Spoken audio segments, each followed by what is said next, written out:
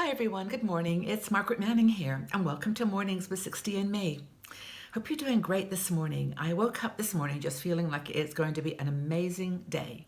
It's not going to be perfect, I am sure, but it's going to be great. I'm really looking forward to it. It's a beautiful day, sun is shining, and I've got my cup of tea, and I've chosen rose and hibiscus. It's a really lovely tea. The hibiscus makes it quite red. I don't know if you can see, but it's a really fruity drink, and it's got super amount of vitamin C in it. So hibiscus is really good for you. So all these herbal teas have elements in them that are good for you. I just think there's like psychologically something about tea though that just makes you feel all is well with the world. So, good morning. Thank you for being here. That's the first thing I want to say. I just am so grateful for you taking the time every morning to just show up and be here, and also for being so engaged in the conversation. It seems like whatever topic we talk about, it's striking someone, it's touching a nerve, it's giving somebody an important moment to move forward with some part of their life, and that's what makes, for me, 60 and Me so special. Is that we've got so many women in our community, almost 100,000 in our Facebook group now, and we reach over 500,000 on our website. That we're always going to find a topic that isn't resonating with someone, but then there's going to be that one person. And that one person is who I'm talking to. It doesn't matter if everyone else just listens and this doesn't apply to me. There's one person that gets it and it helps. And that's what matters. It really does, one person at a time. But anyway, sometimes you get up in the morning and you do feel optimistic and full of happiness and joy for life. You just get it. You just are aware of all the potential that you have. And then other days, you just can't switch on the happiness light. And it's just a matter of sort of sitting there in the darkness with thoughts on your mind that are troubling you, things that just are preventing you from getting on with your life, with the world. And we have a fabulous blogger, Joan Moran, who wrote an article about this, about happiness habits, things you can do to try to switch that light on in the morning. Okay, so maybe there's something on your mind with regards to money. Maybe it's something that is worrying you about family or friends or just a situation in the world. This is a very traumatic time that we're living in. There's so much information and, dialogue that is very confusing sometimes. And I know I certainly feel this at times. It's just a bit overwhelming. But I think that if you're just feeling bad in general about things, it's a matter of switching on the habits that can help you to move forward. And then I think you're just seeing the potential in the day. So the state of the world should be in your mind. Of course, we should be active and engaged, but it shouldn't be getting us down. So the first thing is to wake up with an attitude of gratitude. Now, we say this a lot, and you're probably going, yes, I know, Margaret, I do my gratitude list every day, but it's just a reminder. Sometimes it's really easy to forget what we have. If you've made it to 60 years old, 65, 70, 75 years old, you are blessed. It's been a gift. And honestly, I don't mean to be schmaltzy about it. Maybe it is kind of schmaltzy, but it's just, having that gratitude for what we have got. And also knowing that we're living in a time and in a world where our whole potential is so enhanced. There's so many things that we can do and learn and experience. So I think that attitude of gratitude is important. Next thing is, Joan mentions to not overthink. Just, don't overdo it. Thinking, worrying, being concerned about stuff. Just sit down and meditate, or just close your eyes and just watch your breath, and just release that sense of impending doom and panic. I do think that a lot of women in our generation are worriers. We talked about this, worriers versus warriors. And I know that I worry about stuff. It's just part of my nature. I look back on it sometimes. I think it was partly my childhood. I think we all can look back at times in our life that, changed us, that impacted us.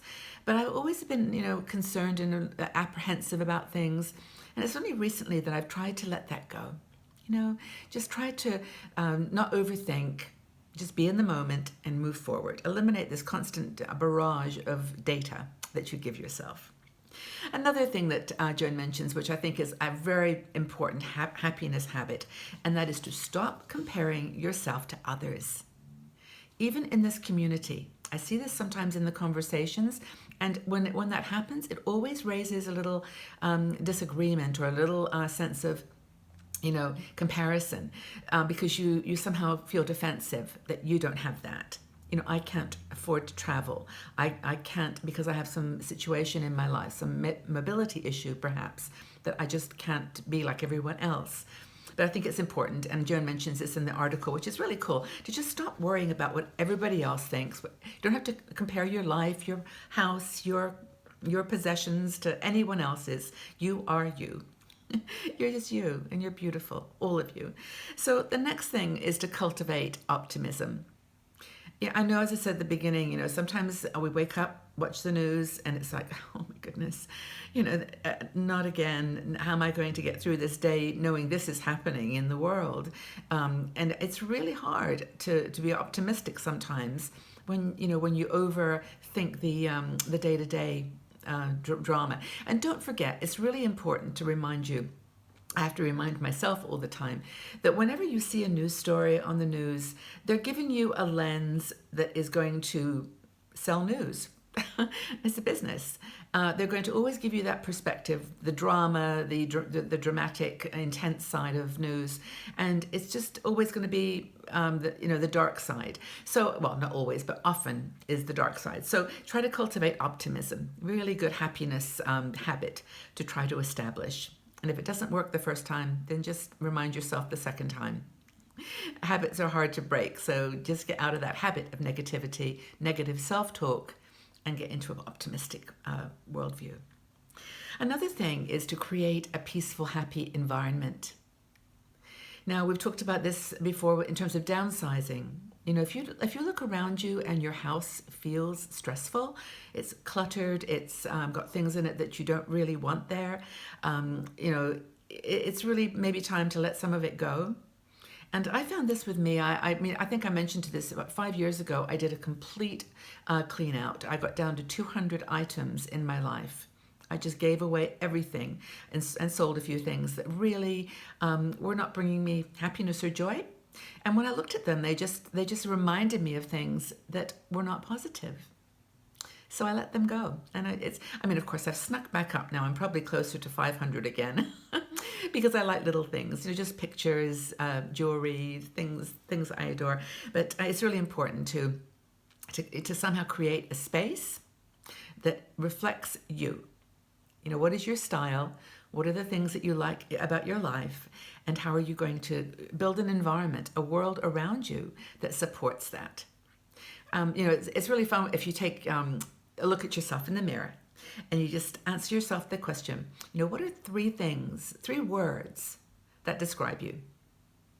What are the 3 words that describe your style, your outlook, your values? And then apply those words to your environment. If you say that it's simplistic or you're bohemian or creative or romantic, look around you and see whether the things you have in your home, resonate with those words. I think it's really important because a beautiful environment really does set the tone for the day. Maybe it's getting a few flowers or just putting something on a table that reminds you of a positive thing in your life. Pictures do this for me. I have pictures of my family and places that I've been. I put together like a collage of pictures every year and put it on the wall. And I just, a beautiful space makes me feel good. So I think at the end of the day, it's important that, as Joan says, happiness is not a thing. It's a state of mind.